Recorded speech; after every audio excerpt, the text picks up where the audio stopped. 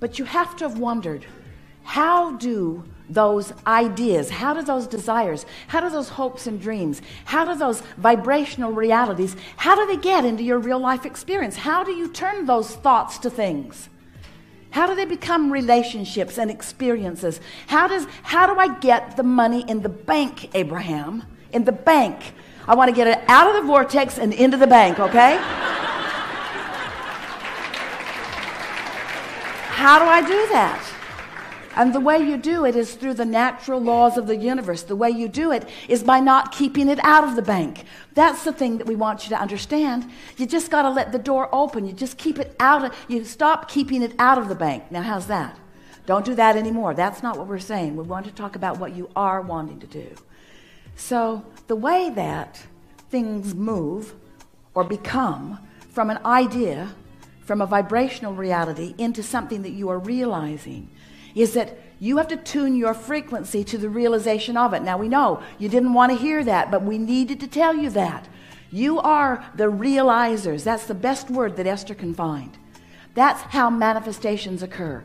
You realize them. You realize them by finding a frequency. And at first, when you find it, it feels weird to you. Maybe it feels a little exciting for a moment. In fact, that's a moment of recognizing the full potential of your desire. You feel exhilarated about it for a moment.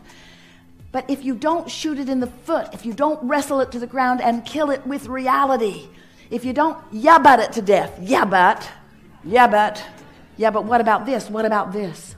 Esther said to us in the beginning, Abraham, it's true. This thing that I know that you don't want me to talk about is a true thing. Don't you think that I should at least acknowledge that it is a true thing? And we said, there are all kinds of things in this world that are true that you want to live. And there are all kinds of things that are true in this world that you don't want to live. We would let whether you want to live them or not be the criteria for whether you give your attention to them. But Abraham, Esther said, it's such a big world and there are so many things out there. Am I supposed to put my head in the sand? We said, yes, and meditate. Am I supposed to put my head in the sand? Am I supposed to put my head in the sand and just pretend that those things aren't happening? And we say, you have choice in all of that. Just know that when you give your attention to things, momentum ensues. And eventually, you can create a belief that is so strong, a belief that is so strong that it will become your reality. You can also create a desire that is so strong that it can become your reality. So what's happening to you? What really happens? What makes the difference? Is your belief so strong or is your desire so strong? How does that play out? And we say, law of attraction gives you the exact balance that you've got going on. You can go a long way in cleaning up those desires. You can go a long way in improving those beliefs. You can go a long way in sifting and sorting your now reality, looking for positive aspects. You can go a long way in looking at what is and finding the things that feel the best. In other words, you have much more discernment. You have much more capability to offer vibration than you've been practicing. You can change your beliefs. Your beliefs are only thoughts that you keep thinking, and you don't have to continue to think.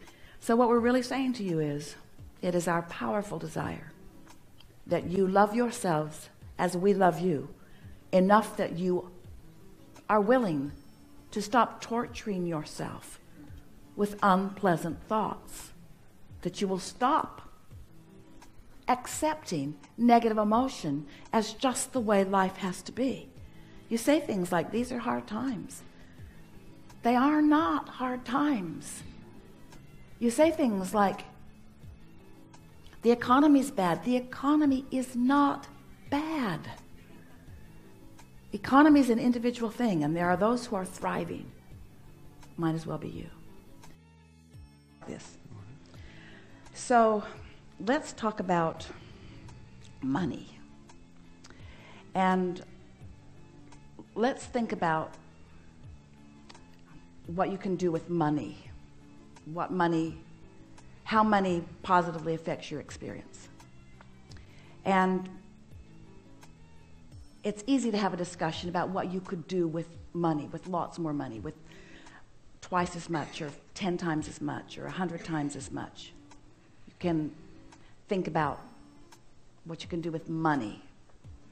So you're sort of focused on what you might want to do with money. And now let's talk about how you're going to get some money and how money is, it's portable, it's tangible, it's exchangeable, and it's spendable. And you like to spend money. You like to spend money, but in order to spend money, you have to get money. So you have to get money to spend money, and there's the rub right there.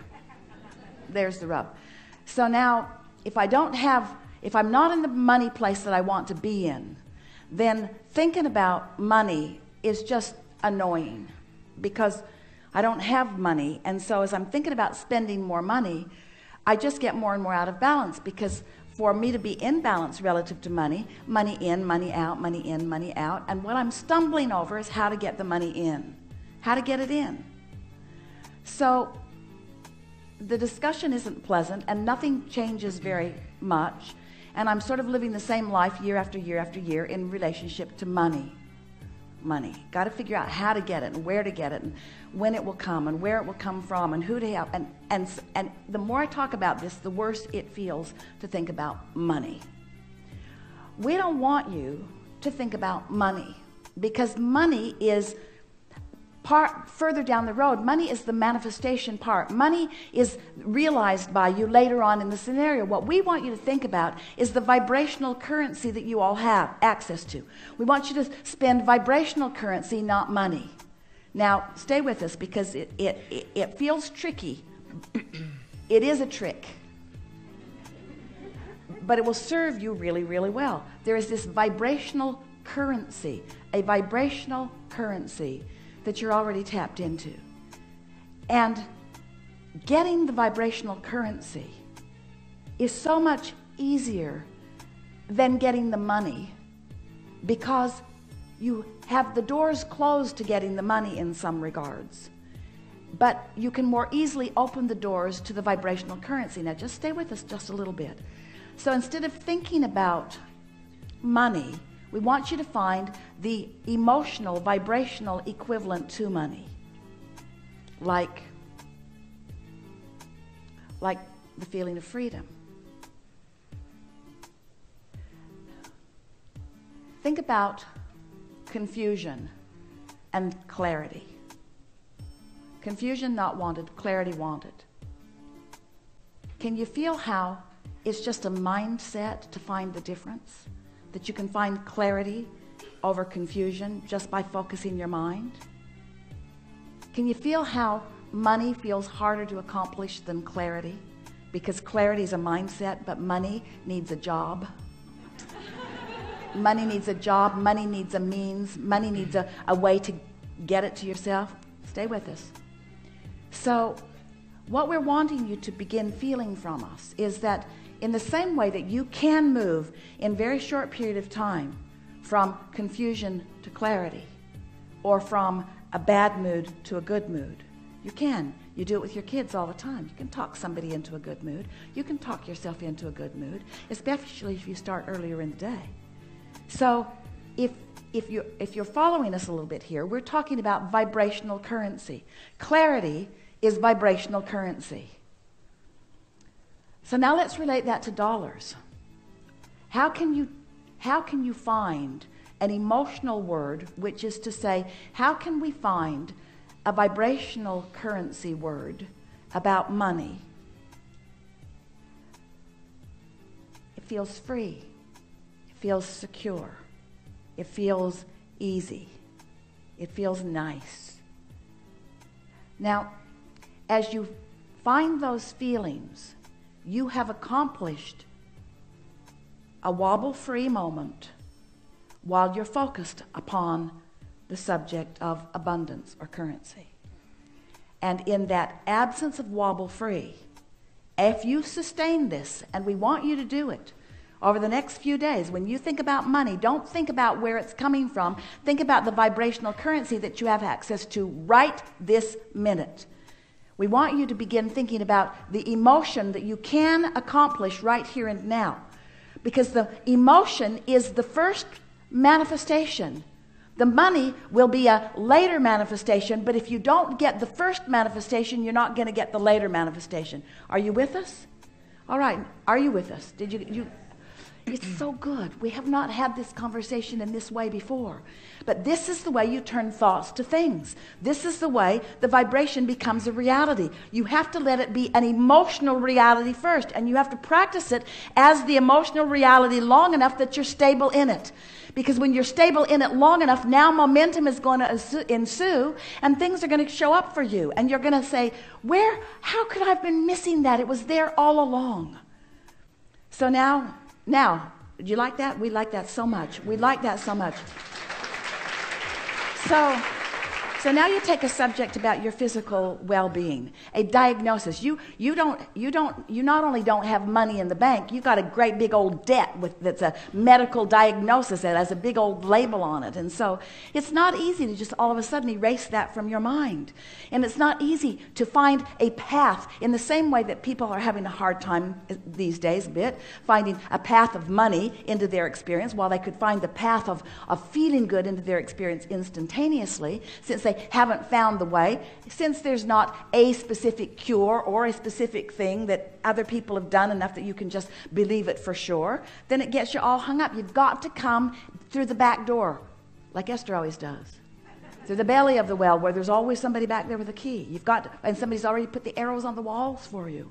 In other words, you got to come in it a different way. And that different way is you have to focus on the emotional accomplishment that you can accomplish, not the manifestational part that is a little slower in coming.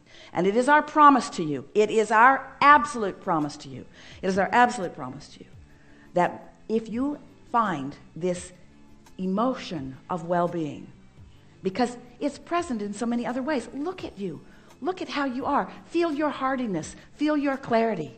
Feel the stamina that you have. In other words, there is so much evidence of physical well-being.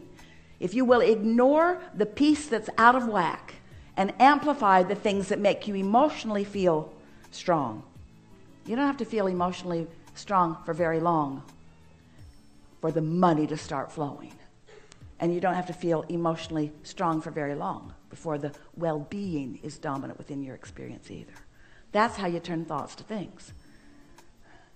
You mold them in your emotional center by caring about how you feel. And you find yourself unwilling to think scary thoughts and unwilling to think thoughts that don't feel good about anything. You say, that's the path. And it's an easy path.